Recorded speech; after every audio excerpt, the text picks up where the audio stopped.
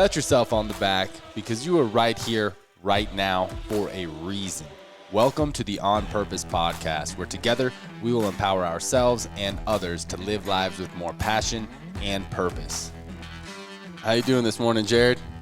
Fantastic, man. The sun's up earlier. It's not so cold out. Spring is coming, my friend. It is. How you doing? Oh, I'm doing great, man. Healing well from this knee injury. Been experimenting with some new tactics and feeling good. Feeling really good. That's awesome. Yeah, that ties into last week's episode of overcoming setbacks and dealing with setbacks. So how's that going? Yeah, taking setbacks in stride. You know, it was very frustrating at first to be injured and have a setback on a big goal that I wanted to get done towards the end of last year, which was completing and winning my first MMA fight. But some things have come up that have pushed it back, but it's already been a blessing in disguise. I've been able to put more energy into other developments, such as the podcast, such as my business. Oh, don't forget Little Beethoven. Little Beethoven coming up, playing the piano, you know, so getting these hands strong. So, yeah, it's I'm definitely taking the setback in stride and, you know, healing well, not going to rush my return. And when the time comes, I'll definitely be excited to get back on the mats. Yeah, I love it. And that's one kind of setback is external. And I think, honestly, I've been dealing with more internal setbacks over the last week. I just haven't felt like myself all the time. You know, knowing I should be doing some things I kind of put off. Still productive, but not to the level I need to be. And I think a lot of it for me is seasonal. I think these days when it gets dark super early and it doesn't get light till later and it's cold, like I'm just not – I definitely feel my energy drain versus like springtime when you know it's light at 5 in the morning, you can get up and get right to it. So not every setback is somebody else is making. Sometimes we do it to ourselves, and I feel like I'm working my way through that right now. Yeah. Why do you think it's happening right now as opposed to earlier in the wintertime? Because I feel like – you know, I think it might have to do with Trey's wrestling season because we were so, like, every weekend, like, every week, like, culminated with big family time, supporting him every Saturday. And now that that's over, there's kind of, I think there's just that natural drop. And I think it's okay. Like we talked about, dealing with setbacks, being like, okay, I'm in this little funk, let me get myself out. And I think that happens when you have a goal for a while, and like going to state was his big thing and placing was his big thing, and the family kind of all rallied around being with him the whole journey. And now that he accomplished that, we kind of have to recalibrate and reset on, okay, what are we focused on now? Yeah, great awareness. Yeah, but it's just like everybody else. We go through it, man. Right. So I'm pumped for this week's episode. Yeah. We have another guest coming on, a keynote speaker, author, somebody I met on LinkedIn who is one of the few guys I know that can rival your vocabulary. So I'm excited to see if we can have a vocabulary battle. Oh, that's funny. So we will get him on here in a second. Yeah. What do you think? You ready for this? You ready for another cop to be on here? I'm excited. Yeah, I'm excited, man. Yeah, I think the guest is just – I get really excited to bring the guest on and be able to share their stories as well. Yeah. Yeah, definitely. I was reading some of his bio about him being a negotiator, and I recently came across a book that I really enjoy by Chris Voss. It's called Never Split the Difference. And he probably knows that. I'm sure he does. I'm going to bring it up to him. Yeah. He's an expert FBI negotiator, and, man, I really love how they can apply those same negotiation tactics to any negotiation in life, whether it's sales or sure. You know, relationships, trying to convince your sibling to give you the last slice of pizza, whatever it is, every day we're in some sort of negotiation. Yeah. Awesome. Well, with that, let's welcome him on the show, huh? Yeah. You can get his name right, or am I going to get it? I'll get it, man. What is it? Dan Oblinger, baby. Dan Oblinger. We've been practicing all morning. All right, On Purpose community, I have the humble privilege of introducing our guest. He is a hostage negotiator, author, law enforcement officer, international keynote speaker, tactical philosopher, private sector consulting negotiator, father and husband, and I'm sure there's more to the list, but please help me welcome Dan Oblinger. How you doing this morning, Dan? Hello, On Purpose Tribe. What's going on? How are you, buddy? I'm blessed. Yeah, dude, I'm blessed. It's a beautiful morning here in the Kansas prairie. I'm sure it's pretty nice in Colorado too. Hey, just so you know, I've hyped you up pretty big to Ali. You two have the most robust vocabulary of any of my friends. So I am excited for vocabulary battle at some point in this show. I don't know, man. I'm not an author yet, so you guys have all that editing help and all that stuff. So we shall see. Yeah. All right, Dan, before we get into the purpose stuff, we got to warm you up a little bit. Just like any good workout routine, we don't jump into the heavy stuff. Yeah. So we're going to warm you up with some quick questions. One food for the rest of your life. What is it, Dan? Peanut butter. All right. Who's Man, I was not expecting that one. He's quick. Peanut butter. What are you going to do with peanut butter? It's almost a complete food, man. It's true. Well thought out. Pretty wholesome. Stores forever. Pairs well with other stuff I might encounter along the way. Man, I'll tell you right now, Granny Smith apple, peanut butter, and a spoon. I'm a happy camper. Kind of like MacGyver. Duct tape and some chewing gum, you could solve all the problems in the world. It's the duct tape of the culinary world. Yeah, all right. Peanut butter, good answer. Good All right, answer. second question, Dan. If you could be any superhero, who would it be and what would be the superpower you would use? Captain America. Okay. Wait, no, you're saying like original. Like I'm not a superhero. I get to be a superhero with a unique power. Is that what I'm hearing? Either one. You could be Captain America with X-ray vision, whatever you'd like. Okay, I gotcha. No, I would my superhero name would be Polyglot, and I could speak every language known to man or woman. Okay. And that way I could communicate with everybody. Polyglot? Oh, I stumped him, Jared. I already got him. Yeah, it just means many tongues or many languages. So it's a term for somebody that knows a bunch of languages. Nice. I told you. Mr. Polyglot. And now here's the funny thing. He's already thought of this. He's already warmed up. You already knew this superhero thing, didn't you? Well, I've always wanted to have that power. I just had to come up with a name. But fortunately, there's always something in Latin, man. There's always something. Oh, yeah. That's good stuff. All right, one last one. Captain America would be my traditional guy if I had to be a traditional guy. Which of his powers would you want? And there's a reason for that. It'll probably come out. Go ahead, Jared. Fire away. Next one. What book are you currently reading? I'm currently reading 2 books. I'm rereading Joseph Piper's On Time. On the End of Time, which is it's a philosophy of time book. He's excellent. He's a German guy, philosopher from the Thomist School. And then I'm also reading currently, or rereading Chris Voss's book, which is Never Split the Difference. Nice. I just was talking about that on the intro. It's a wonderful book.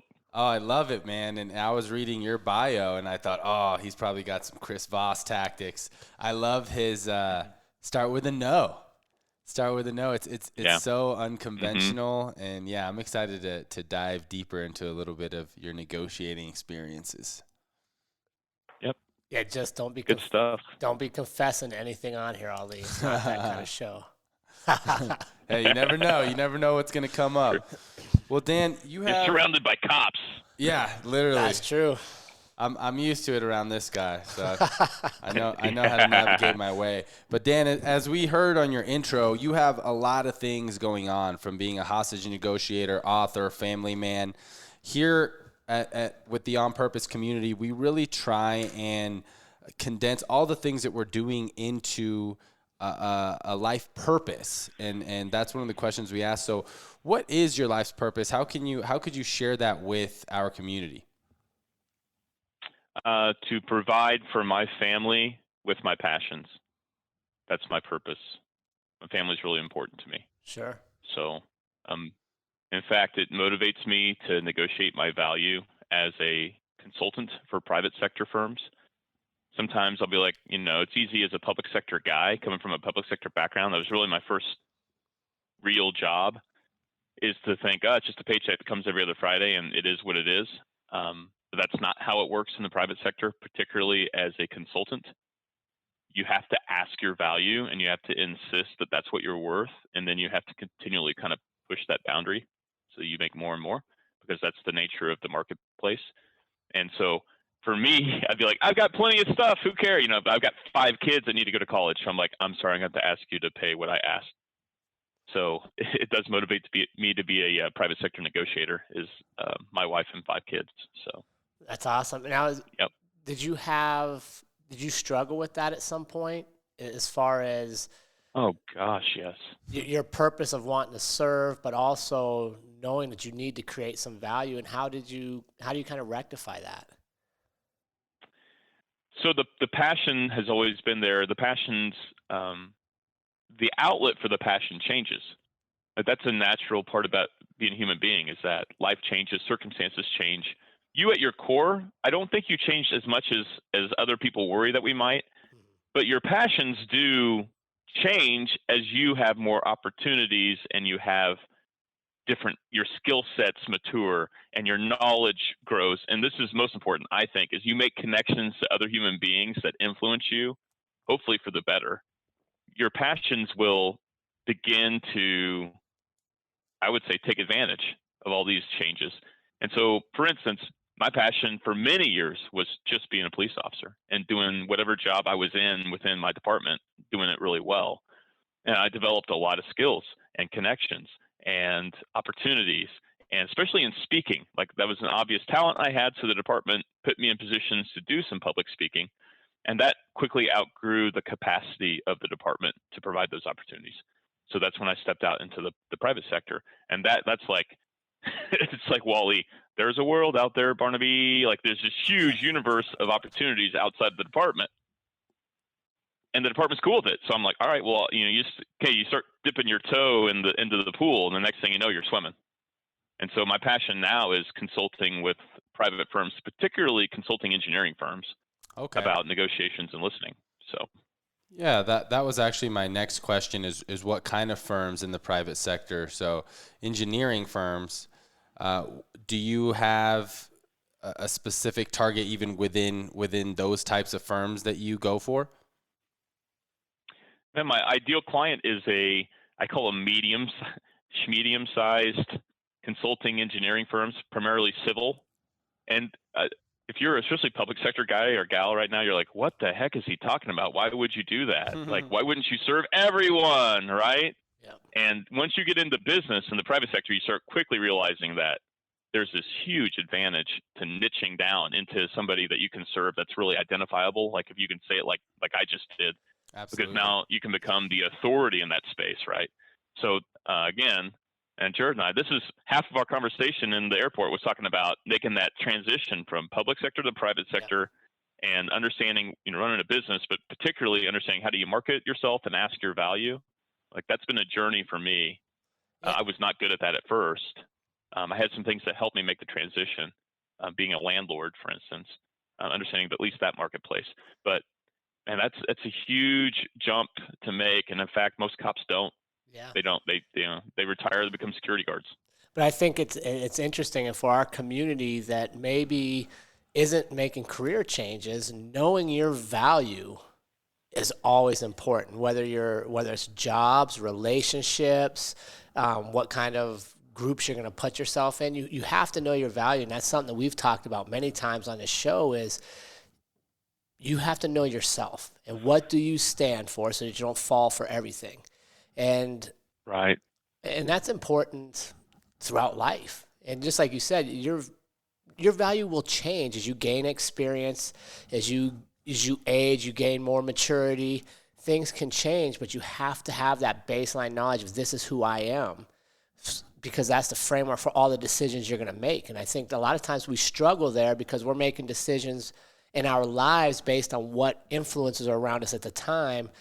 We forget to have that baseline value of this is who I am, right? So not only being able to ask your value in a marketplace, in a free trade setting, but asking your value in your day-to-day relationships, asking your value in people that want your time. Well, this is my value. Make sure they're contributing to that.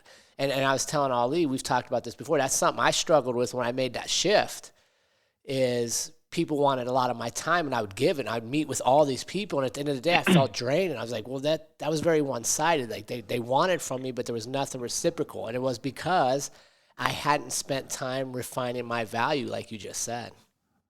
Yeah. Yeah. Part about knowing who you are is, again, knowing what value you bring to other people, and knowing whether or not this is a person I just serve because I serve them, or if this is a person I serve because it's a business relationship. And in either case, ethically, you're always going to ask your value. Yeah. And then also financially, you should ask your value. So financially, for someone I'm serving because it is a ministry or it is a charism, then this is something I'm giving you freely, and I expect you to pay it forward, right? Yeah. In the case of a financial arrangement, there is a whole art to asking your value as a consultant that, fortunately for me, the thing that helped me the best is being a hostage negotiator. Yeah. And just being really comfortable asking questions, especially asking questions, and then also just being really firm with statements and delivering them in a way that's not threatening, it's not aggressive, it's not arrogant. It's just like, oh, this is what it is. Yeah, so let's tie that in, because that's what you told us. That's how you kind of discovered your purpose, was, in your own words, on the top of a parking garage. So share us that story a little bit, and kind of how it led you to where you are today. Yeah, so we run single officer cars in my department. So I was probably a year out, maybe, of FTO, not quite a year out of FTO. Got sent to a trespasser call. It's like, this is how they always start, right? Disturbance, check the welfare, and then it just blows up. It's never the hard call, right? No. It's always some fairly mundane single officer run. And so it was a trespasser call. She was trespassing because she was at the top of a parking garage and dangling off the edge. So when I got there, I'm not a hostage negotiator. I'm a rookie, and I didn't know what to do. I knew what I had to do, right? I had to go talk to this lady and, convince her that she needed to come over the ledge. Wow. She's dangling, hanging by her hands? She's got one hand on the guardrail and one foot on the lip, and then everything else is out over Broadway. Whoa. So that's, 80 feet. So Jeez. It's a lethal height. And I don't like heights. That's why I live in Kansas. I'm like, lady, what are you doing? Go to Colorado, Right. So what happened then is about what I call now the longest hour of my life. And I learned a lot about my failings as a communicator. It's kind of funny because all your bad habits as a communicator can be compressed down. Like negotiations like that really focus them. So like if you don't ask a lot of questions when you should, you're really not going to ask a lot of questions under stress. If you tend to tell people what to do, you're definitely going to tell her what to do under stress. And if you fail to recognize emotions and you fail to seek the why behind people's behaviors, you're definitely going to forget to do that when you're put under that kind of stress. Sure. And that's what happened. So it's the crucible as far as, verbal abilities. And it didn't go very well, in a sense. No, what happened was I ran out of stuff to say, and that was kind of a beautiful thing. Because when you run out of like the perfect persuasive appeals for people, when you run out of directions and problem solving, and well, what if you tried this? When you run out of you've got a lot to live for, and she's like, no, I don't, and you're like, well, what about this? You're like, nope, and eventually you got nothing. So at that point, things got really awkward, and finally, I'm like, well, why are we here? Like, why are we? Wait a minute, why are we here? Because if you're 2 blocks to the east, that's somebody else's beat, and I don't have to worry about this, right? And she's like, well, because this is the building that my uncle jumped off of 6 years ago tonight. Oh, wow. And you're like, oh, that makes sense. Yeah. Whoa. Well, next, can you let me know that next time, lady? That's like really important. I was smart enough to at least know that. Hey, that sounds really important. So then I just started asking her questions. Because cops know one thing: if it works, we're going to keep doing it. Yeah. Like if initial success, all right, that's our new strategy. So I just asked a bunch of questions until finally she's like, I think you're trying to listen to me, almost like my wife. I'm like, yes, I am trying to listen to you. And she's like, all right, where do you want to go? And she climbed over the guardrail. Wow. I'm like, well, we're going to the hospital because you need help, right? But I think what this is a beautiful thing. Was that on purpose? I mean, in a sense, you could say, well, absolutely not. You got sent there, right? You didn't You didn't hop the hot call. Like it's a trespasser. Nobody wants that. It wasn't on purpose because I had been reading every hostage negotiator manual I could get my hands on, just praying for that day. Here in Kansas City, like a toad drinking water, hoping somebody picks it up and you can pee all over them. No, I wasn't ready for that in a sense, but fate had prepared me. Like, I look back at going to the Roman Catholic Seminary and getting a degree in philosophy where you learn how to ask questions, right? Those things prepared me in a way that maybe the academy didn't quite, right? Yeah. But then there were some things in the academy that did, like a basic understanding of mental illness, right? So everything worked together for success. And then after that, I was like, okay, I need to be on purpose with this. So that launched a career, a semi-successful career, you might say, as a negotiator. Well, I think you said something that was important there. At least what I picked up out of that is you ran out of things to say to her. So then you were forced to ask her a very open-ended question, which then in turn you had to listen. And I think what a lot of us struggle in life is we're always looking for how do we tell somebody or what are we going to say instead of sitting back and listening to what they're saying to us. Mm-hmm. Yeah, and it sounds like you were pushed to a point to where you had to ask the most authentic question, right? Why are you here? It was very authentic. What are you doing? Because you were going from what you had learned in the manuals and the trainings, and then it finally got down to the vital moment in time to where it's like, all right, well, why are you here? What are you doing? So that's an amazing story, Dan. Can you tell us a little bit about how that specific moment impacted the shift in your career? What were your next action steps that really led you to where you are today from that moment? You know, law enforcement's very unique in that there's so many jobs within that job, and you can, depending on the size of your department, you can move pretty freely between them, and you can really develop a specialization if you wish. And what happened was, up until that point, I'm a generalist. Like, whatever. Like, I want to try everything. I want to dabble. And at that point, I'm like, ooh, I really want to dive deep into this. Even though it was a really tough experience, but there's also at the end you had that success. So again, that kind of can motivate us, and that's a good thing. So I sought out training, but also people, and I had made a great connection with an experienced hostage negotiator from a kind of a neighboring agency, a supporting agency. And he asked me one of the most important questions anybody has asked me in my life. And I use it in my workshops to this day.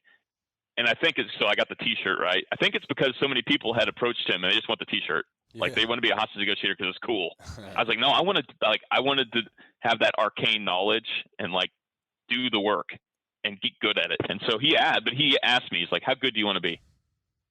He was like, I want to do what you do. He's like, how good do you want to be? I was like, I want to be excellent. Like, I'm willing to put in the work, you know? So he gave me some homework, and I began a kind of professional relationship with him.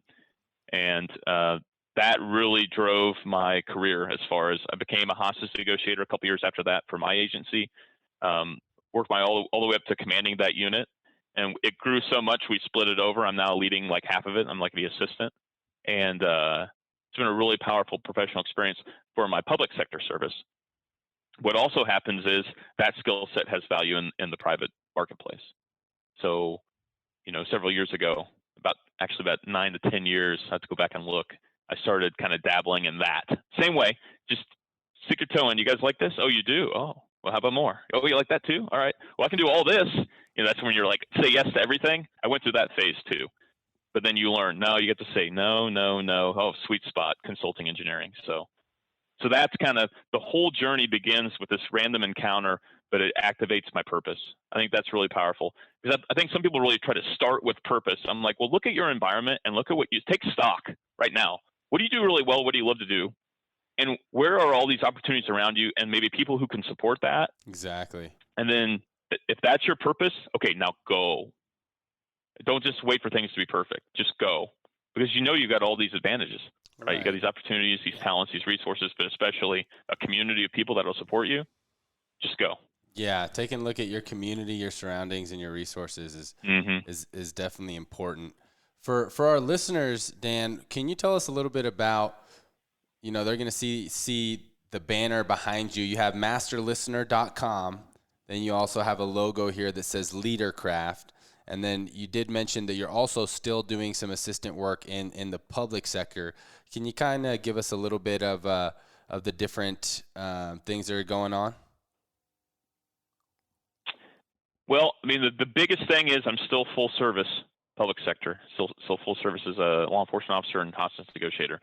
So I take care of them first. But within that, we have a super flexible schedule, and within that, I have an opportunity to serve kind of a small family of clients, and we do kind of the pantheon, right? So I do keynote speaking, and that's where I'll serve just about anybody because I love to do it.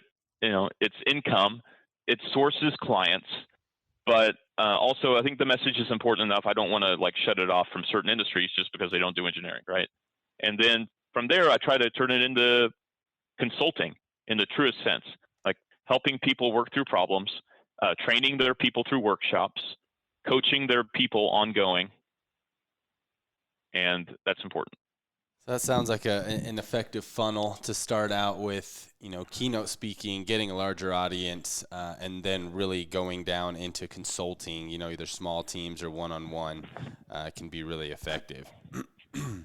Yeah, and it's funny you use the word funnel because, again, in public sector, we don't think about funnels. Right. But in private sector, anymore, you live or die by your funnel. Mm-hmm. Yeah, for sure. And I think it's it's hard for people to make that transition from public sector to private sector, and a couple things: really know what you're worth and be okay telling people like, this is what I'm worth and I'm not going to take less, because you don't have that opportunity in the public sector. You do whatever you're told to do for whatever everybody can look up your pay. Yeah. You can literally go on the website and see what everybody makes for the city. So you Yes. don't practice that negotiation. You don't practice establishing your worth. It's already established for you. And I think that's sometimes a microcosm of life, is we let other people establish our value instead of us negotiating it as we progress in life. Yeah. But it's also true that I think the biggest barrier for people like Jared and I to make that transition is mindset. It's just, I'm a cop, I don't do that. I'm a cop, I don't do funnels. I'm a cop, I don't care about niching down. I'm a cop, that's all I do. Instead of going down to the constituent skill sets, like, okay, you're a cop, I get it, but what can you do? What are you really good at? Can you investigate really well? I mean, can you take a car stop and turn it into a federal case for guns and dope? Okay, there's actually a skill set in that would serve somebody in the private sector very, very well, and you could be paid handsomely. You won't be actually making federal cases for guns and dope, but getting to the truth of the matter and getting people to disclose really important things that they don't want to disclose, like there's a clear need for that in the business world. Yeah. So how do we, not just in law enforcement, but I think people in general seem to identify with whatever job they have. That job becomes their identity, and they fail to recognize the skills they're developing within that position are transferable in many places in life. Yeah, that's a tough one. Right. But I think of what it is, weigh in on this, but my thought is that a lot of people just get comfortable being with whatever they're currently doing. Right? They get comfortable with a position. It's complacency. Many cops it's complacency. Super comfortable. Because it's scary to make change. It's scary to take a leap. It's scary to say, okay, the city, the state, the feds have said I'm worth this amount of money every year, so I can base my life around it, to jump out to like Ali. I mean, for as long as I've known you, your monetary value changes month to month based on how hard you work, how much you hustle. I think it's easy, especially for law enforcement, to be honest. You show up for work and whatever calls come your way that day, that's what you do. If it's a super quiet day and there's not much going on, you got paid the same as the night before when it was rocking and rolling for 12 hours. Yeah. There's another dynamic too. It's if Jared and I went to the academy together at our agency, he can work 300% and I can work 50%. And every second Friday, we get paid the same. Yep, absolutely. And if we stay in the same grade, same rank for 30 years, well, the same pension. Like, it's the same. You can, no matter how hard you work, you might get a little overtime, but that's nothing. Like, I think people lose sight of how little overtime really changes the financial game. We're going to get paid the same. And so there's this inertia to developing career and to a work ethic that does exist in the public sector, and there's some good use for that sometimes. Like we pace ourselves really well, but in terms of hustle and changing the trajectory of your life, it's not good, I think. Yeah, we tend to identify ourselves with our job title in our careers. I mean, it's one of the first things we ask when meeting someone, what do you do? Right? We don't ask who are you at a networking event, right? Or what are you about? We ask what do you do? That's such a common thing in society. What do you do? So people like you, Dan, can really help us seek and know our self-worth and then negotiate that. So one thing that we saw on our discovery conversation with you is that part of your purpose is to help everyone become authentic listeners and negotiators. Can you tell us a little bit about what exactly does it mean to be an authentic listener? So listening is one of the most powerful things you can do for another human being. And if you don't look at it like that, then you're probably not listening on purpose. You're just receiving what people give you. You're accepting it at face value. You're not developing relationships out of listening. It's transactional. You're receiving information, and then more often than not, you're giving just as much information as you receive. And that's not how we build trust with human beings. That is not how we gain knowledge, and it's definitely not how we make deep connections with people. So authentic listening is making deep connections with other people through their story, not ours. The irony is that later on, they're going to want to know your story. They're going to ask for it, and then it has incredible value, and you should give it. And that's how you get that reciprocal trust. But start with theirs, and don't view their story as an opportunity to hijack the storytelling. If you can do that, then you don't need me. You're on your way, and the world's your oyster. Amen. And what's incredible is a lot of it is to accomplish that, you have to be really good at asking great questions and letting people tell you the story. Right. And sometimes it doesn't even have to be a full story, right? Like, for example, the warm-up questions gave us a really good idea of who you are, and it was all cohesive with what you're saying. First question, you said you're a family man. That's one of your values. Your superhero, your superpower, polyglot, is all language. You want to listen. You want to be a listener. You're telling us this just in a couple sentences. Us listening to your answers can tell us a lot about you, and I think all of our listeners can learn that we can learn a lot about someone from just listening to what they're saying. I'll give real quick. So when I read authentic listening, I thought of a Toastmaster speech that I heard. It was fantastic. They gave an acronym for what they called authentic listening. Maybe you've heard it, Dan. It was called SLANT. Have you heard of that one? So tell me more. It's great. So SLANT, he gave a fantastic speech. He said the way to authentically listen is SLANT. Sit up, lean in, ask questions, nod, and track whoever the speaker is. And that was his version of authentic listening. So that popped up for me, a little process there for some authentic listening. And you're absolutely right. It when we can listen, it truly builds a connection. So what about authentic negotiating as the next piece? This is a good one, because everybody's got a definite, like, when you go look for definitions of listening, you got Webster's and like Slant Guy and like a couple dudes and then me. Negotiating, man, everybody's got a negotiation book. Yeah. So there's all these different definitions. For me, and it's mostly because of where I come from and how I use it, I think that negotiating is not settling. It is not accepting anything at face value, and it's discovering value with people. And I think and the reason why I say that is that now I can apply that to police crisis hostage negotiations, but also business negotiations and even interpersonal negotiations. Because if you can discover greater value in all of your relationships, I mean, think about that. What kind of life is that, right? So, and discovering value could be the value of life and dignity for me as a crisis negotiator, or it could be just dollars and cents as a business negotiator, or it might be new ways to collaborate. So, I mean, these are all, value is very fluid, but you got to be finding more value for everybody. That's how you attract those kinds of connections that can like unlock your passions and drive your purpose. So as a negotiator, I'm constantly, you listen to what people say. You don't accept it at face value. You ask about, you can say their why. The language we like to use is we listen to their positions. Like, this is what I want. but we really listen for their interests. Okay, but why do you want that? And what are you going to do with it? And how do you want it given to you? And who all is going to be involved? Like, all these questions are powerful, kind of like the peanut butter question. And then you know them. The peanut butter. And when you know them and they know you, now all of a sudden, like, now the truth comes out. First of all, I think that's really important for crisis negotiators, is people lie to us for the first 50% of the time, right? Sure. And then once we have trust, they're like, I got to tell you something. They're like, here we go. Now the negotiation begins, like what Chris Voss would say. All right, start with no. Yes. All right, now they can tell us no because they trust us.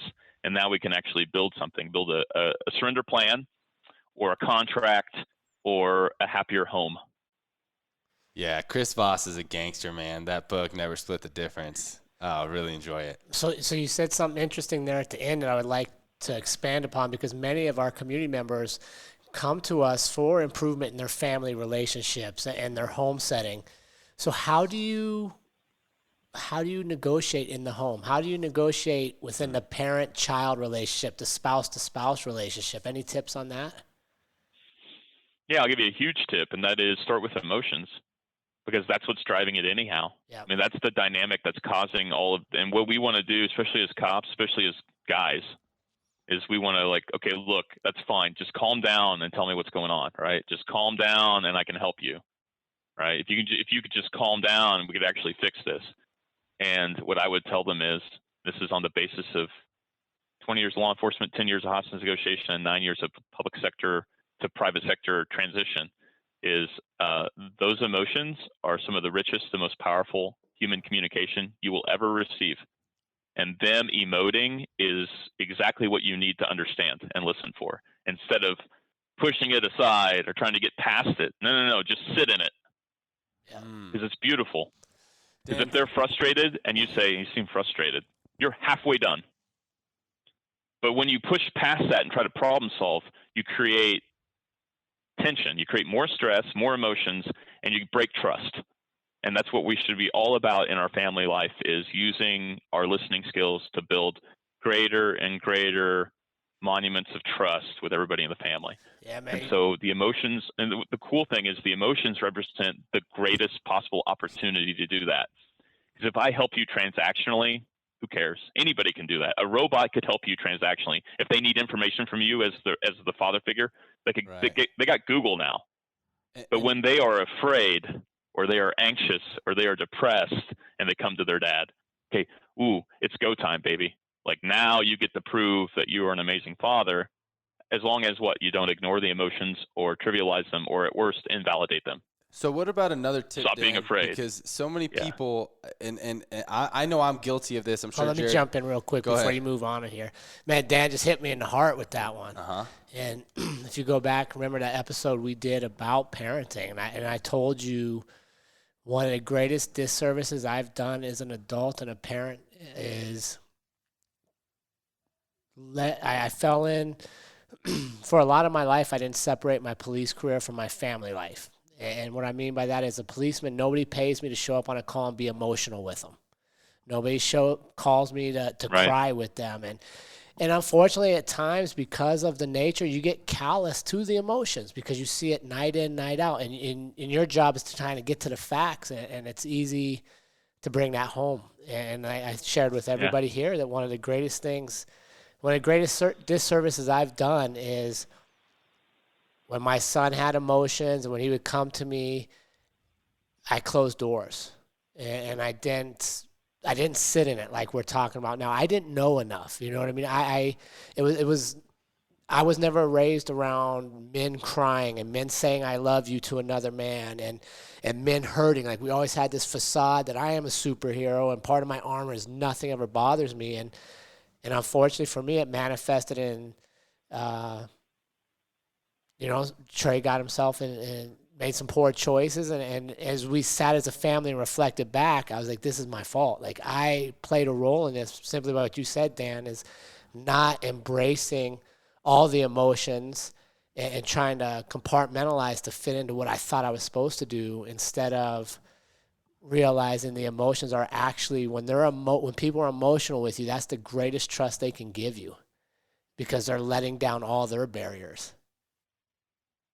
Yeah, Scripture says that the sins of the father will be revisited upon the son, and so on for generations. And what's cool is that's true, but it's not prescriptive. In other words, the Bible doesn't want it to be that way. That's how things are. And I think no matter what your faith tradition, or if you even have a faith tradition, you begin to see this play out. Like psychology says this too, right? But here's what I believe, and I've seen it, is somebody like you, Jared, can recognize that and on purpose make a change. Yep. And so then the sins will be revisited upon the sons, right? But also what? The virtue. Yep. So you can one of the most important things we do as fathers is show our kids how to fail. Because that's largely going to be life is trying and failing. And what we don't want to model is trying, failing, and stopping. Yeah. We're trying, failing, and ignoring, or trying and failing and not calling it a failure and not owning it and learning from it. And so there's a lot of hope in that, I think, as a father. Well, that's what I love about this community is we've all failed.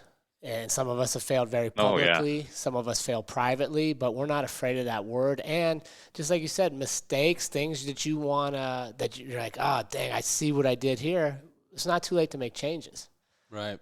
And what happens when we're in the role of a father, a coach, or a leader, I think we often tend to try and solve the problem, right? We don't go to listen mode and just sit with the emotions. We go to, let me help you make it right, right? Immediately of, oh, you're feeling sad, you're feeling down, well, do this, do that. And that, like Dan is saying, typically is not what the person needs when they're entrusting you with their emotions.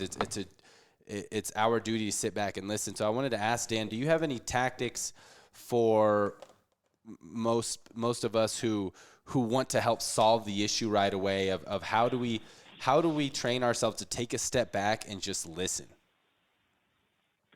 Yeah, I think there's a reason why I have settled into this niche with these consulting engineering firms, because consulting engineers, just like street cops, are all problem solvers. So I call myself the fixer of fixers, because when you rush into problem solving, you break trust. And now they're much less likely to tell you all the truths about the problem, so you know which solution is best. And they're way less likely to implement an agreeable solution because they don't trust you. Yep. So as hostage negotiators, we're trained to listen for the invitation for problem solving, which sounds strange because when they're really emotional and they have this huge problem they need solved, they're like, they're not going to invite me. I'm like, no, they will. When you build trust up to that X factor, right, where now they trust you enough, and you don't know what that is, and you can't even quantify it, but it happens, it's real. That's when people say, well, what do you think? What should I do? If you were me, what would you do? That's an invitation for problem solving, and that's when the negotiation team for a SWAT unit, that's when we'll actually begin to explore solutions with them, and we'll still do it in a way that is in accord with active listening principles. So we won't be like, well, I'm glad you asked. Well, here's, you're going to man up, put the gun down, put down to Boone's farm. You're going to come out the front door. No, we'll be like, well, when's the last time you felt in control? Tell me about that, right? What has worked in the past? What do you think? Just give me all the possible brainstorm. Anything possible you think that could help tonight. And then we'll pick the one we want and be like, man, that sounds really good, right? Well, I guess I could come outside and talk to you. Yeah, you come out and talk to us face to face. Yeah, when you come out, we can do that. Wow. We don't need the guns. We can send the SWAT team away, right? Yep. Yeah. But you can't do that until they say, well, what do you think? Now, for me, it takes hours. For colleagues at work, it could take minutes. For kids, well, I got teenage daughters. It could take years. But it's just being a good father and being a good listener and being a good negotiator at that point are all the same thing, and that is being patient, being present, right? And just earning people's trust by being a good listener. So, that's easier said than done. But wait, if you're a problem solver like I am, you want to rush in the problem solver, wait for the invitation. And to earn that, you'll just have to listen and ask good questions that aren't problem solving oriented. Oh, it was awesome. You mentioned something, I forget what it was earlier in the show, and Dan was like, he looked at you and was like, tell me more. I think it was the slant thing. Yeah, and it like Yep. It was. I made a note on that. I was like, literally, tell me more. What does that do? That is an invitation for you to now just tell me whatever it is. Right. What a great segue to listening. right? Instead of the pressure of, oh, slant. Well, I don't know slant, but I know this thing and it might be better. Right? That competitive dialogue. I've never heard of slant. Tell me more. Yeah, tell me more is great. And I love how Dan said, wait for the invitation. And I quoted him, when you rush into problem solving, you break trust. So yeah, you've obviously found a niche, because we know engineers really need help with negotiating. They're always rushing into problem solving, right? But I think this philosophy applies to everyone, not just engineers. One of my favorite books, The Way of the Superior Man by David Data. He talks about masculine and feminine energy, and talks about specifically the male always trying to problem solve, when the female, the feminine energy, that they just want to give you your emotions. And that really helped me with my last relationship. That was a huge lesson, because I would always be like, oh, you're feeling sad, you're feeling down, like let me solve this problem for you, not knowing that all my partner wanted was for me to listen. And that applies everywhere. Now, Dan, so what are you doing now to share your purpose with others that are outside of the civil engineering realm? Because this is fantastic information here that I think anybody could benefit from, being a more authentic listener, negotiator. How can people receive information and guidance from you if they're not in the civil engineering realm? So I'm still not exclusive. If you have a need, just go to my website and get a hold of me. There's some forms you can fill out, or there's my email, or you can call me and just say, hey, here's where I'm at. This is who I am, and this is what I'm up against, and let's chat. And maybe there's a way I can help you, and it still fits with what I'm trying to do with my business. And that's masterlistener.com? Principally keynotes. Is the site? Masterlistener.com. Yep, masterlistener.com. No, it's keynotes. I'll go anywhere for. I just got back from Zurich, Switzerland, at the end of last year. East Coast, West Coast, Virgin Islands. I get around with that, and that doesn't need to be engineers. I'll tailor that message for whatever audience you have, and that can be very helpful. I mean, for aligning culture and beginning this process of maybe establishing a common language for what good listening and negotiating looks like, that can be really powerful. And then if it's just like you want to rent and don't buy, because I'm not cheap, you can go to Amazon and buy my books, and they are cheap. I mean, they're $20. They'll get you in the door, and it's Life or Death Listening, a hostage negotiator's how-to guide to mastering the essential communication skill, and the 28 laws of listening, best practices for the master listener. And I think these are really good, again, dipping your toe into the pool. It's not skills, it's not habits yet, but it might be the right kind of knowledge to start. And I think that's a good way to begin to wrap your head around what really great listening looks like. I mean, just to reinforce it all, hopefully I've modeled some good listening, even though I'm the guest and supposed to talk, I think. But listening is it's attentiveness, which is like 4 of the 5 letters in slant, right? And then responding appropriately when people begin to share their story. And one of the most powerful things you can do is begin to judge your questions by how well they invite stories. Because that's a good question is something that invites people to tell their story. A bad question is one that doesn't, that shuts the story off and just wants a little bit of data or information, ignores emotions, and oftentimes is used for us to kind of sneak our story in edgewise.